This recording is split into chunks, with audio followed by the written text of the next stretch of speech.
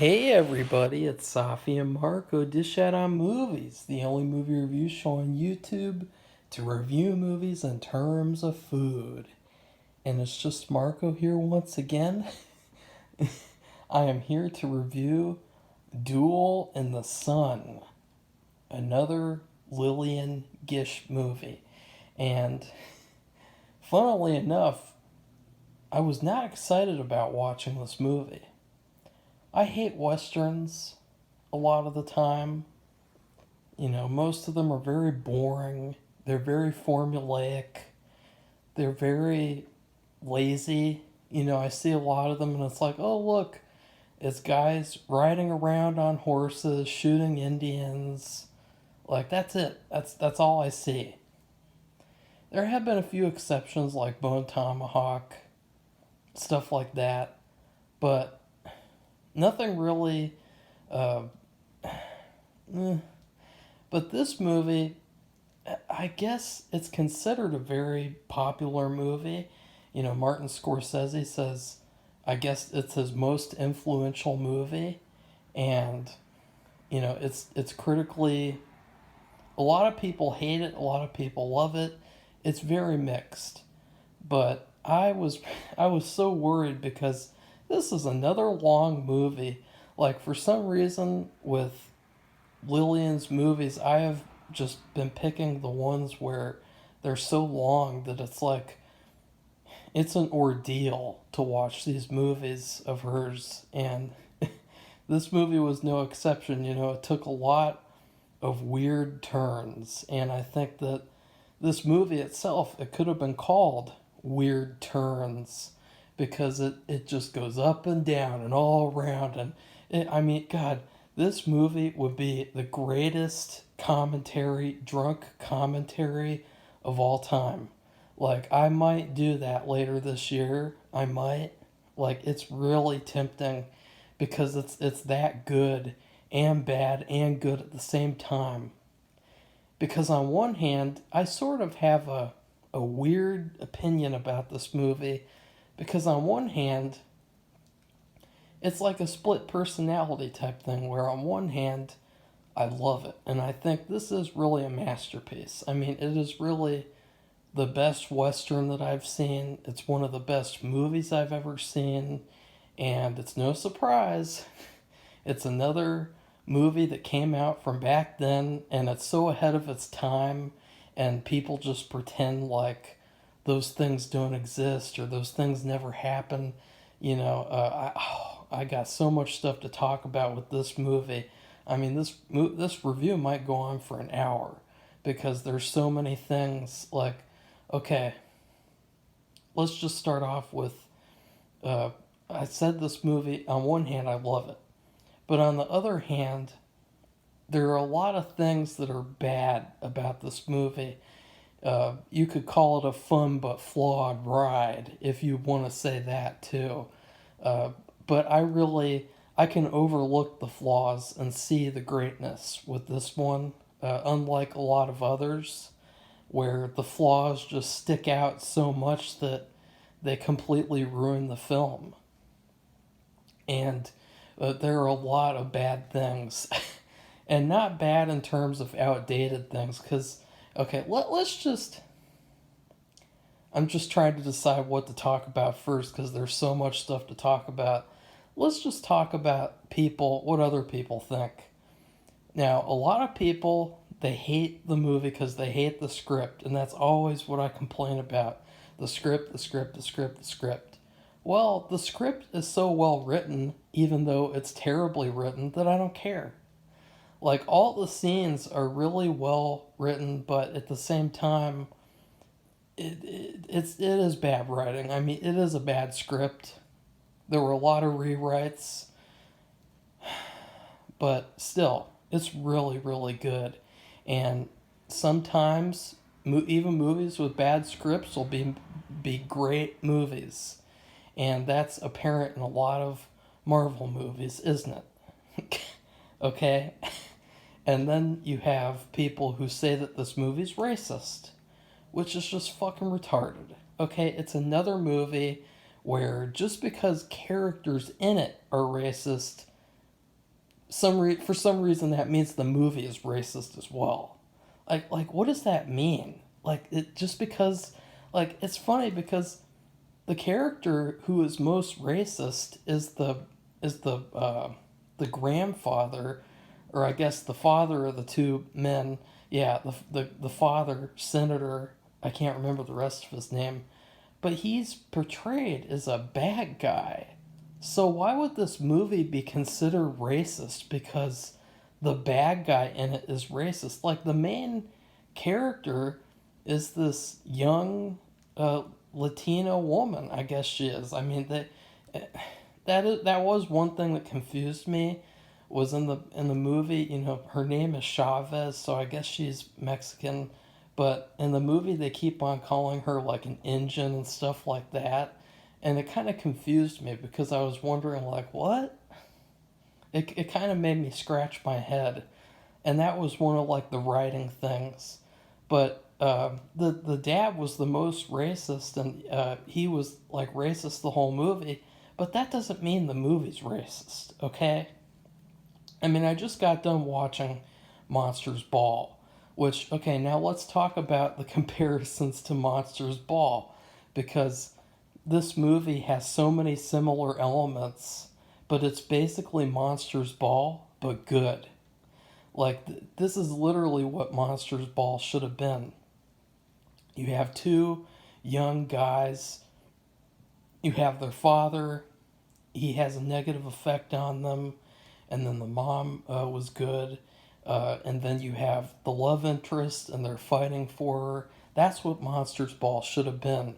But I just saw so many comparisons that it kind of freaked me out because it kind of felt a little bit like Monsters Ball took from this movie and then made it shit. Or maybe he just unknowingly took, because this movie was really great, and it seemed like, oh, it's too bad they didn't make that movie in Monsters Ball. It's too bad that they didn't go all the way and make it a remake or something, because it could have been really good. You know, Halle Berry, she looks a lot like Jennifer Jones, aka, oh fuck, Pearl Chavez. And that was a really funny joke though. I mean, even though it was a quote, it was really funny.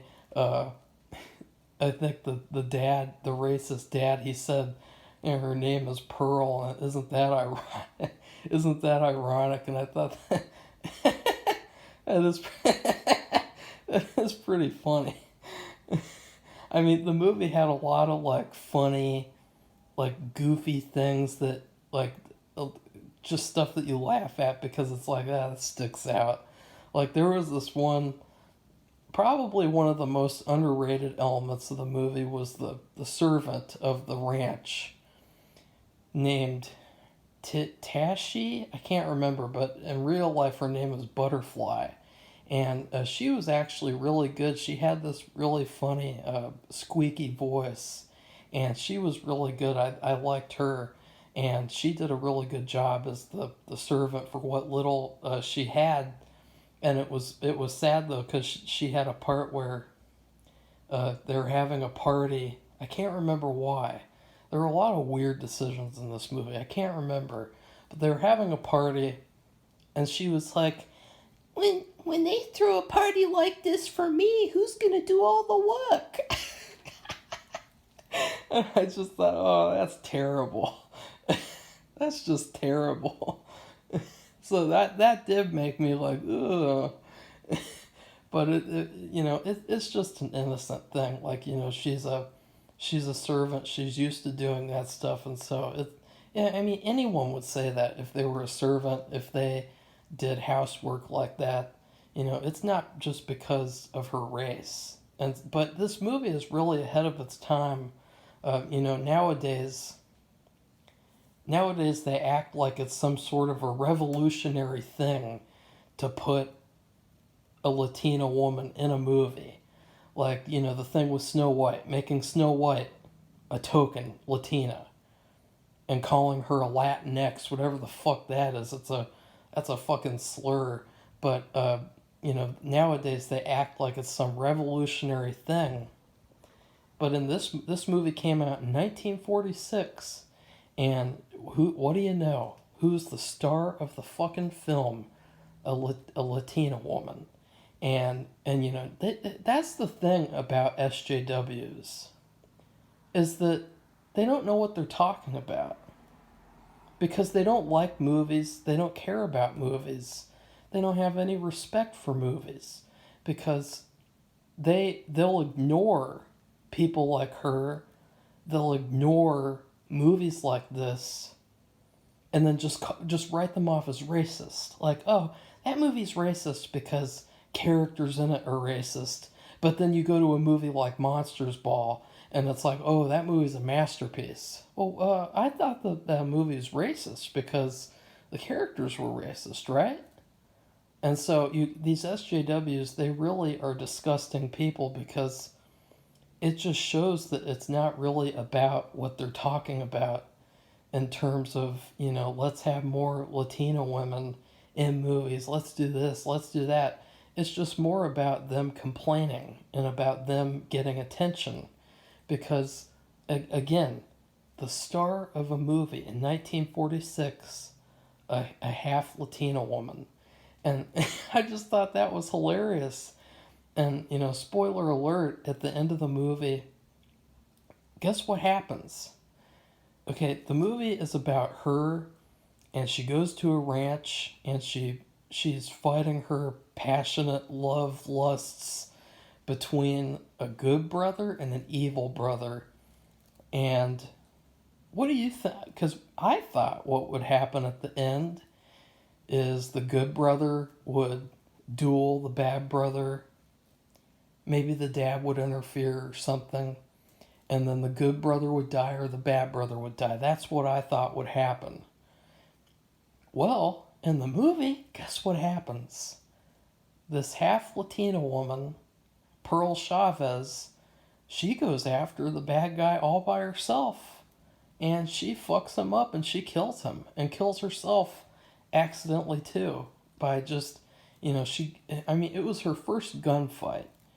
And there was a lot of emotion. And, you know, I know it sounds goofy. It was a little, and I'll talk about that near the end, because that was probably the only flaw that I had with the film, was that aspect. It's just some plot aspects that I really didn't like. But at the end of the movie, you know, the good brother is injured in bed, and these women are taking care of him, and then she goes off and fights and kills the bad guy herself.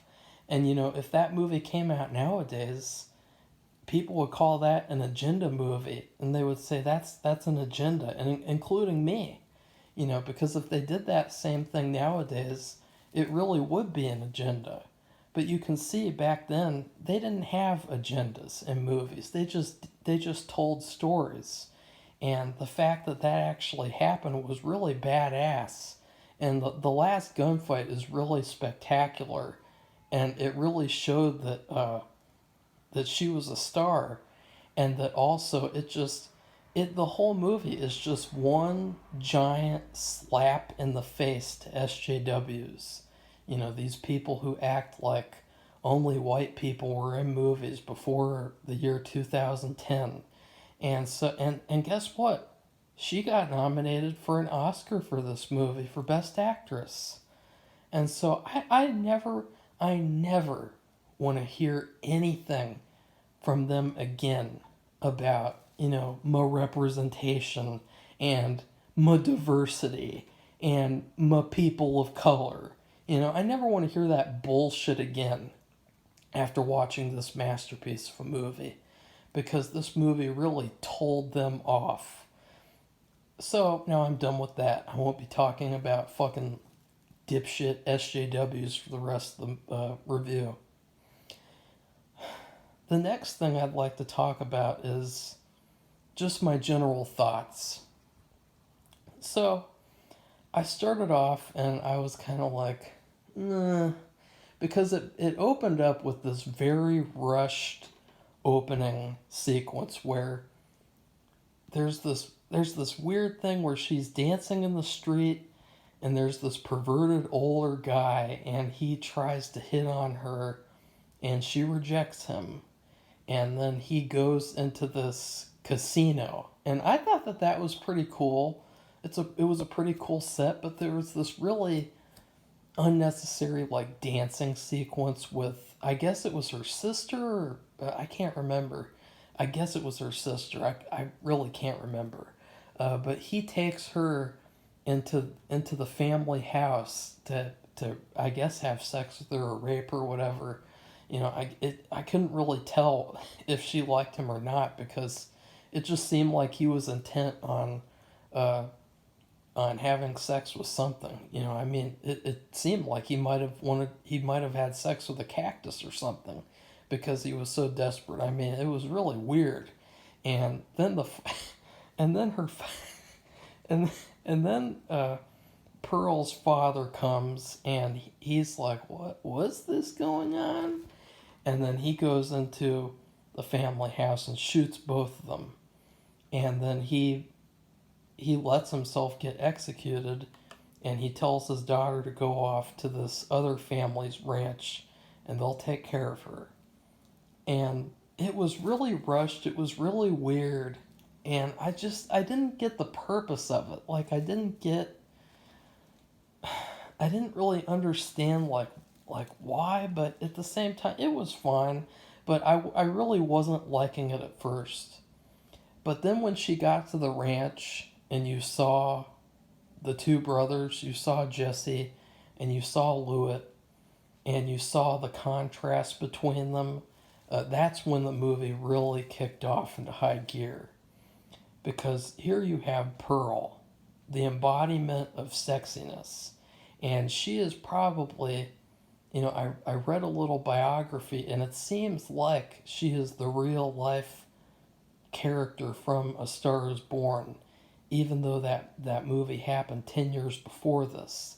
She had the same type of story where she was not having much success, and then she auditioned at this studio, and then they changed her name to Jennifer Jones instead of, I can't remember, it was like Iris Illicy or Doris Illicy, like I can't remember, but Jennifer, I guess that's a better name, Jennifer Jones. Uh, I don't know. Yeah, I guess that's fine. And and this producer, David Selznick, he's a really well known producer, and he made this movie, and you could tell that it was all a present to her to help her career boom. And and it did. She fucking got nominated for an Oscar. So it just shows how good this movie was. That all this, I mean, it's such a landmark film in my opinion. It's a really underappreciated film. Just looking at the criticism and just seeing people focus on these stupid little things. I mean, I swear, people nowadays, when they review movies, they just focus on the stupidest things. And they do it with my reviews too. And I know that not a lot of people do, but certain people, they watch my reviews and then they cherry pick what they want to hear from my reviews. Or they'll completely take what I say and then don't listen to the reasoning and then just state what they wanted me to say in the comments. Like they're basically making things up. And it seems like the film community has really gotten dumb and dumber because of the dumb, bad movies that come out. It's not really surprising that we don't have any Hitchcocks and we don't have any, I don't know, another great director. I'm just trying to think of like names and I can't think of full ones. Fuck. Terrence Fisher, okay? Terrence Fisher and Martin Scorsese, this is why. Because when people look at this movie, they don't see that it's a great movie. They just see, Gregory Peck was really hot in this, and it's really funny because it's really bad. And it's like, just fuck off. Just completely fuck off. Because you really need to look at the full film. So as I said, you have her. She is a star, and she is so good. It's just sad that her character is trash. I mean, literally, her character in the movie says that she's trash over and over again. She knows she's trash, and I will, I will give the writer props for that because in a lot of shitty movies, they would try to make her like, oh yeah, she's a really good person. Like, no, she's not. She's a mess. And so I love that her character is a flawed character. And because she's so honest about the fact that she is trash, it actually makes her more likable. Because by the end of the movie, it's like you know that she is a flawed character, and but you like her anyway because the actress is so good. Whereas nowadays you have these bland, gross looking, androgynous characters, and they don't have any sex appeal. They don't have any mystery to them. They're trashy. They're gross.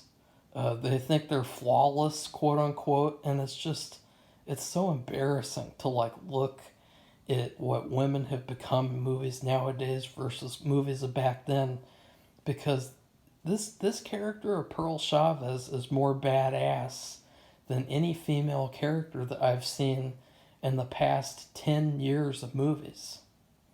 And I think that says something, okay?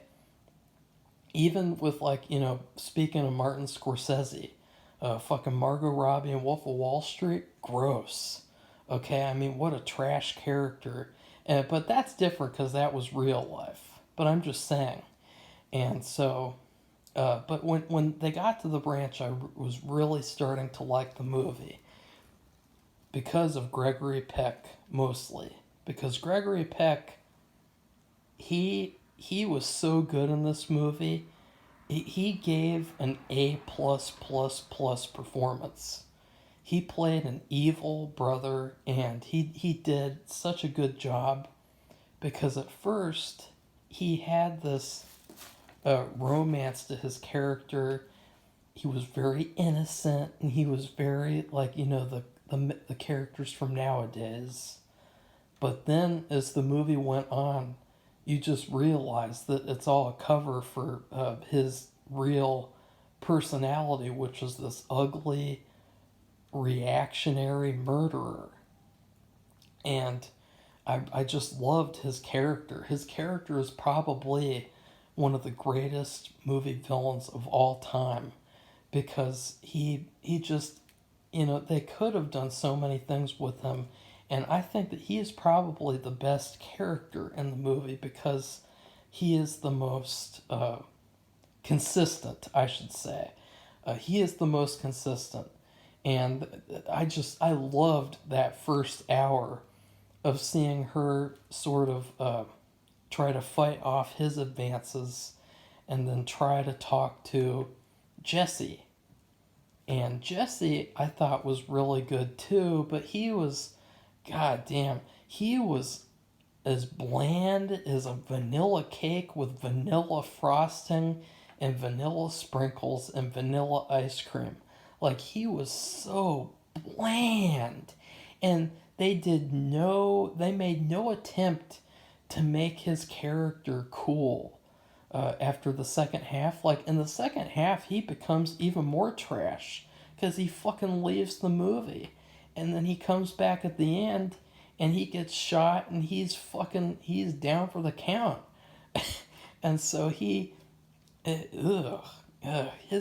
character, he was probably the worst character of the movie just because he was so bland. But even so, he was still likable because of the actor.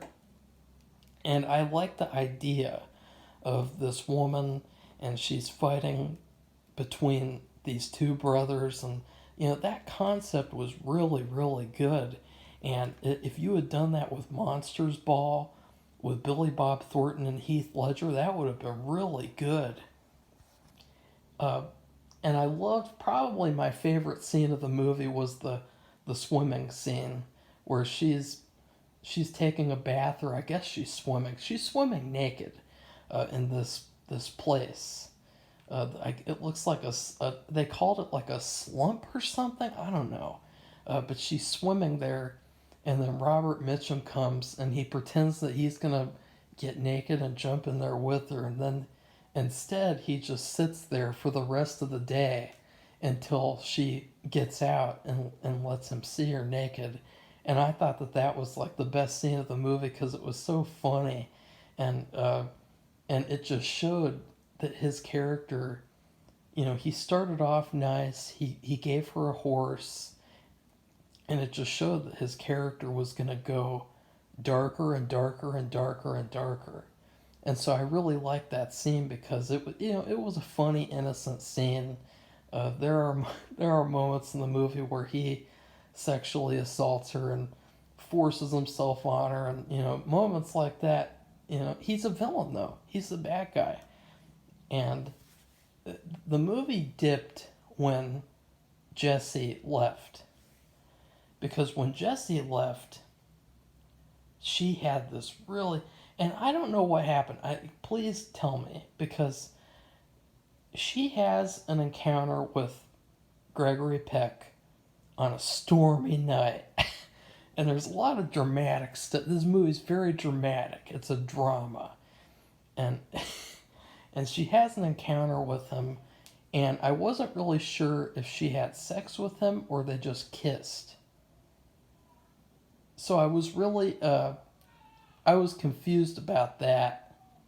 And so I was really confused, and then after that, Jesse sees this happen, or he comes in there after it's happened, and it sort of affects the rest of the movie's plot.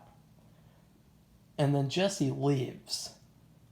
And after that, there's this really weird scene where she's like thrashing back and forth, and she's crying and having a tantrum, and she does a lot of that in the movie.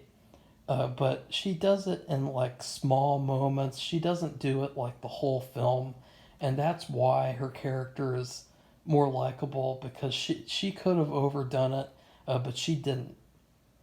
And this scene was really weird because she was like, and then all of a sudden, she was like, he's never gonna forget what happened, and then she gets these eyebrows, and she gets a weird expression. I mean, she does a really weird expression, and she takes off this necklace that this religious guy gave her, the Sin Killer.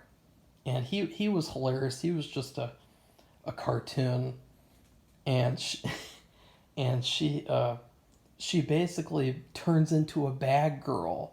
And to me, it was like she had a split personality disorder, because she literally went from crying to sitting up, and she looked like evil and mean. And she's like, okay, I'm going to be a bad girl now. And I thought that was really, really weird. It was so weird and just so out of nowhere. And it just seemed to me like the writer was trying to figure out what else would there be to do. Because as soon as Jesse left, the movie fell apart. It really, that is where the script really was bad. And I admit that, but I still love the movie. Just all these random things happen from then on. She meets this other guy when they're having a party named Pierce, I think his name was, and he's like this old guy who wants to marry her because he's lonely, and then he gets killed, and just these random things happen, but they're really just to show that Gregory Peck's character is evil. And speaking of, well, I guess not speaking of evil, but the person who this week's about, Lillian Gish, she's fine in the movie. Funnily enough, with her, this was her only Oscar-nominated film, and I thought that was really funny because, I was like, really? It felt kind of like they nominated her to be nice because she was so good in all these other movies. Because honestly, she should have been nominated for Night of the Hunter over this movie. You know, this is the only movie she got nominated for, and I thought that that was really weird. But her character dies, and all that's left is the evil father, the senator, whatever his name is. And it was weird with him because his character, he I guess he realized that he was wrong the whole movie, but he never really does anything to show that he has changed. And then the servant, she's just, you know, kind of thrown by the wayside. She's just kind of, you know, whatever, which was too bad because, as I said, she was pretty good in the movie, and I was kind of excited for her to have a bigger role. And also, I really didn't mind the fact that it was 2 hours. I thought that the length was actually pretty good in my opinion. I could have watched a 4 hour movie if this story, if it was written better. There were a lot of really funny moments in the movie that I loved, and one of those was there was the scene where Lewitt blows up an explosives train because I can't remember. There's some weird conflict with the trains and things, and the father, that was really unclear to me, but he did it to impress his dad, and he blows up this train and it tumbles down a hill. I thought that was pretty cool. You know, that was like a blockbuster effect back in the day because they actually did that. They didn't do that with computer generation. You know, that was a real train, and so I thought that was cool. The ending was probably the weirdest part of the movie because on one hand it was a fantastic scene. It was really, really cool, and she comes to the middle of nowhere to meet Lewitt. She has a gun, a rifle, and he has his little pistol, and it's like this brilliant, brilliant sequence where she shoots, he shoots, and then after they've both shot each other, and they're both dying, and he has one bullet. I thought he had one bullet left in his gun, and I thought that the movie would end with him shooting her, but it doesn't. It ends with him just kissing her and then dying, and then she dies, I guess. But there's this really fantastic part where, you know, she's mad at him and she shoots him, and she is really badass in this sequence. She's like a hero, and then she crawls to him, and it was a really, really cool, emotional scene, like this crawling through the dirt, and they've got blood just gushing out of them, and it looks pretty graphic. And that's another thing that surprised me. See, this movie was so ahead of its time, and it just shows, you know, people just want to cover up history, and they want to cover up this movie, because everyone should be talking about how good this movie is. It's fun, it's funny, it's dramatic, it's got romance, some parts. And now let's talk about the romance, because with a bad romance script comes bad romance. Because this Pearl girl, she is probably the worst love interest one of the worst love interests I've ever seen. I just don't understand her at all.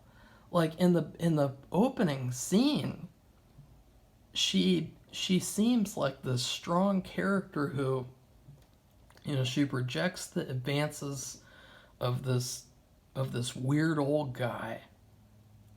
But then after that, so you think when she gets to the ranch, she's gonna be hard to get between these two guys, and it's gonna be like this interesting battle between them to get her. And the Sin Killer at one point even says that she's gonna make men fight to get her, and stuff. And I thought that that would be really cool to see that, because that's sort of like what the first half of the movie was. But then in the second half, when he leaves, it's not about that. But at the same time, she gives up so easily. She is so pathetic. I mean, she is a whore. This girl, she is the classic definition of a whore. I mean, she first off, she doesn't care when Gregory Peck is sexually assaulting her, kissing her, and it's not, I mean, he knew that she didn't want to be kissed. It wasn't like a romantic Hollywood kissing scene where they kiss and blah blah blah. It was like this really, like, he's evil, and he's kissing her and forcing himself on her, and then she likes it, and after that, like, this weird stuff where just these weird choices. She gets mad at him because he won't tell everyone that they're getting married, because he doesn't want to be hogtied by no woman, and so he won't do that, and so then she goes off with this other guy and wants to marry him, and then it's so, her character is so garbage. I mean, but she knows it. I mean, it's not like the movie is pretending that she's good, but still, she is probably one of the worst love interests I've ever seen, because she would fall in love with anyone, like anyone.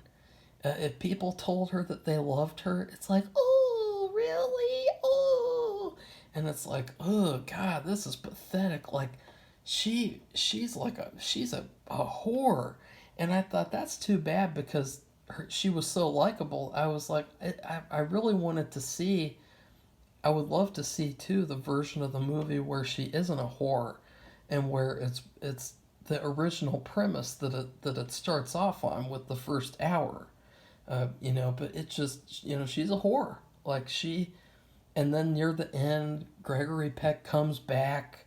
She has the full chance to shoot him in revenge for killing Pierce, and she doesn't. Instead, she kisses him, and she wants to go off with him to Mexico. And it's like, God, what a bitch. What a whore. But at the same time, Jesse, for some reason, he's married some other bitch. I can't even remember her name, because she's hardly in the movie for more than like a second. He basically marries her, I guess, because he knew she was trash too. And I thought that was pretty funny, because he's like, I can't wait for you to grow up, like, grow up in terms of like maturity, because she's so immature and so like childish and stupid, and just falling in love with anyone. But still, it was confusing, because everyone wanted to see them get together. Like, he's the good brother. That's what the summary says. It says a good brother fights a bad brother over a woman, and literally I can imagine everyone who watched this movie, they didn't want to see her kiss Gregory Peck at the end after he's committed murder. He's an evil piece of shit. They didn't want to see that. They wanted to see her kiss the good brother. And so I was really weirded out by that. I thought that was sad. That was the worst part of the movie, was that the very, very end, where it's like she's forgiven him. She doesn't care. She throws the gun aside. And I kind of wanted it to be where she brings the gun up and shoots him finally and kills him, and so that he can't talk anymore.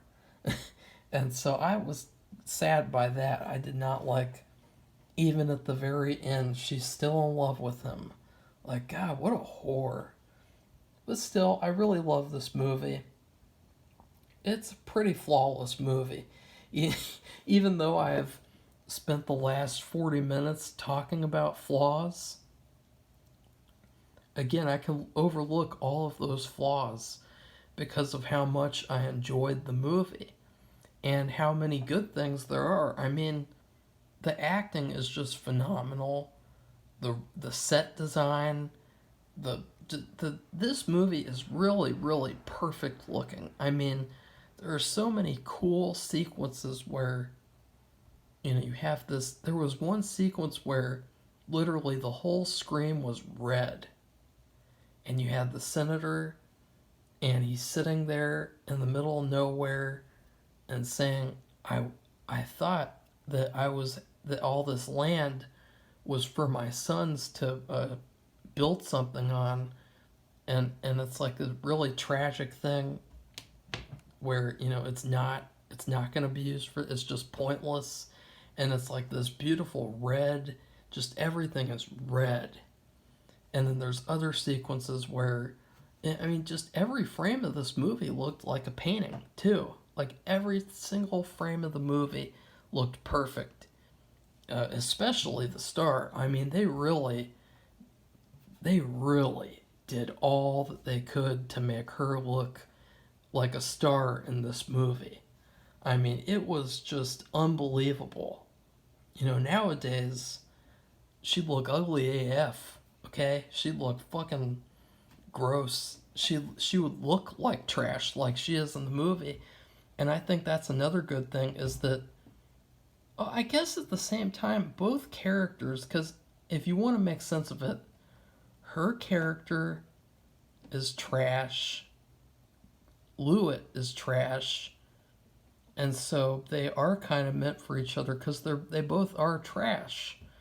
But at the same time, she grew up at the end when she goes to kill him, and so you wanted her to complete that arc and become a good person, and instead she just reverts back to being trash. So I guess it does kind of make sense. It's just, it's not what I wanted.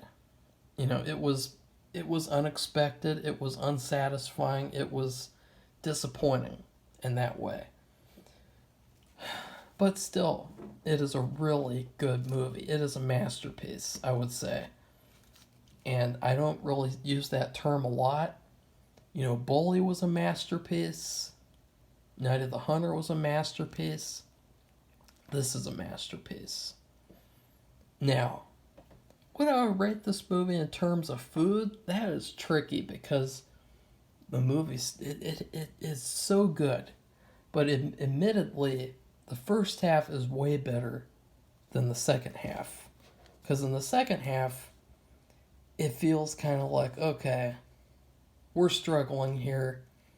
We really needed the brother to be there in the second half. He should not have left. That was a terrible decision for the movie. Terrible. But still, it was good. Still, it was good. And I mean that, too. I mean that. It was really good. Okay, you know what? Sometimes at Subway, I get two different types of sandwiches. I don't do it all the time, and I mean two halves to make a whole. I don't mean I get 2 footlongs and eat those. I get 2 6-inchers and eat them for lunch.